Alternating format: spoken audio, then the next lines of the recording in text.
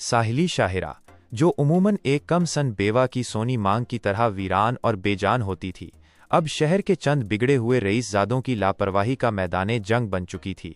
फिजा में स्पोर्ट्स कारों और हैवी बाइक्स की गरजदार आवाज़ें गूंज रही थीं, जिससे हर तरफ तूफान बरपा था। ये शहर से साहली पट्टी के सुनसान इलाके तक की रेस थी और हम में से कोई भी हारना नहीं चाहता था। सबसे आगे सूबाई होम सेक्रेटरी का बिगड़ा हुआ बेटा वकार उर्फ वकी था, अपनी दहकती हुई सुर्ख मर्सिडीज स्पोर्ट्स कार के पहिए के पीछे बैठा हुआ।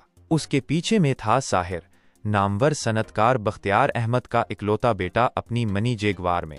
मेरे बिल्कुल पीछे बदनाम जमाना काशिफ, सूबाई वजीर खजाना का आवारा शहजादा, एक हैवी बाइक पर अपनी दोस्त रदा को पीछे बिठाकर लेंस के बीच से निकलता आ रहा था। वो गाड़ियों के बीच से कट लगाता मेरी कार के बम्पर से चंद इंच के फासले से गरजता हुआ गुजर रहा था। हमारे बाकी साथी कुछ फासले पर पीछे आ रहे थे। लोग हमें दूर से देखकर घबरा जाते और अपनी जान बचाने के लिए खौफजदा भेड़ों की तरह बिखर कर एक तरफ हो जाते।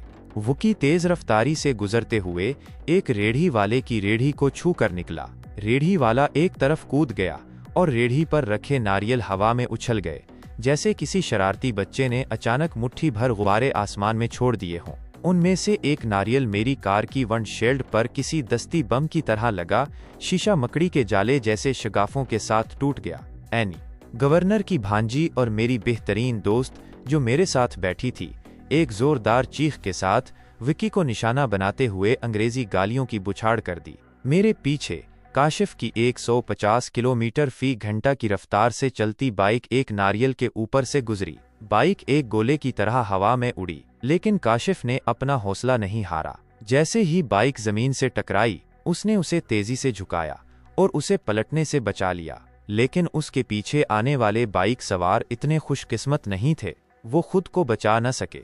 उनकी बाइक सड़क पर फिसल गईं। टायरों की चीख की आवाज़ हमारे पीछे जोर से गूंजी। शायद रेस में एक या दो कारें भी फिसल गई हों, लेकिन मैंने पीछे मुड़कर नहीं देखा, क्योंकि मेरा पूरा ध्यान विकी की मर्सिडीज पर था जो आगे सड़क पर भाग रही थी।